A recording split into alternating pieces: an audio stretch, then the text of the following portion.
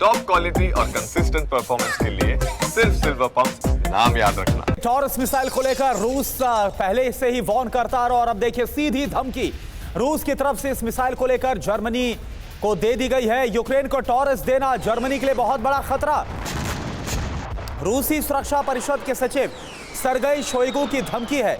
रूस और जर्मनी में सीधी जंग हो सकती, ये तो इस बार डायरेक्ट बोल दिया गया है कि अगर ऐसा करेगा जर्मनी तो रूस और जर्मनी आमने सामने होंगे। और आप समझिए कि अगर रूस और जर्मनी की जंग होगी तो पूरा का पूरा जो नाटो है फिर उसके साथ जंग स्वाभाविक बात है।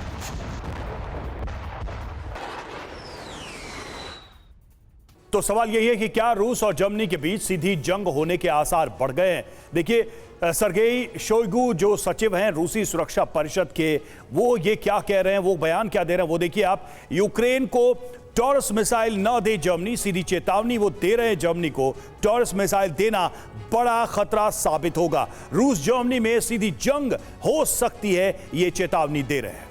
और अब देखिए जर्मन तकनीक पर रूस या फिर सहयोगियों का कब्जा मुमकिन है, यह भी चेतावनी दी गई है।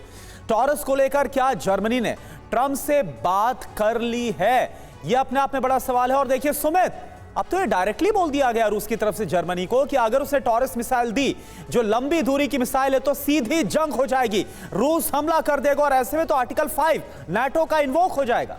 देखिए बिल्कुल, और रूस की ये चेतावनी या फिर ये अलर्ट कोई मामूली नहीं है, या फिर आप इसको बिल्कुल दरकिनार नहीं कर सकते क्योंकि रूस इसके ऊपर काम भी शुरू कर चुका। अगर आप देखें कि रूस ने लगातार जैसे ही जर्मनी ने ऐलान किया और जेलेंस्की जर्मनी पहुंचे, उसी बीच रूस ने सबसे पहला काम किया कि उसने सुमी इलाके को अपनी रीइंफोर्समेंट्स भेजनी शुरू कर दी। यानी करीबन 50,000 से ज़्यादा सैनिक लगातार सुमी इलाके के अंदर बैठ चुके हैं, ऑफेंसिव ऑपरेशन चला है। दूसरी तरफ अब रूस ये तैयारी कर रहा है कि अगर ये फिर भी जर्मनी नहीं मानता है तो फिर जर्मनी को कैसे सबक सिखाया जाए या फिर नाटो देशों को कैसे एक बड़ा मैसेज दिया जाए। स्वाल्की कॉरिडोर, जिसकी बात हम लगातार कल भी कर रहे थे, उसी कॉरिडोर के ऊपर अटैक करने की लगातार तैयारियां चल रही है। अमेरिका की एजेंसीज ने भी अलर्ट किया है कि अब रूस बड़ी तैयारी कर रहा है कि जो बाल्टिक स्टेट्स हैं उनको काटने की नाटो देश। और ये बड़ा अलार्म खासतौर पर नाटो के तमाम देशों के लिए इसलिए भी होगा क्योंकि एक फर्स्ट पोस्चर होगा रूस की तरफ से। तो आप मानिए कि रूस सिर्फ कह नहीं रहा है, रूस लगातार उसको इंप्लीमेंट भी कर रहा है, उसकी तैयारियां भी कर रहा है, क्योंकि रूस जानता है कि शायद नाटो देश रूस को ज्यादा लंबे समय के लिए युद्ध में एंगेज करना चाहते हैं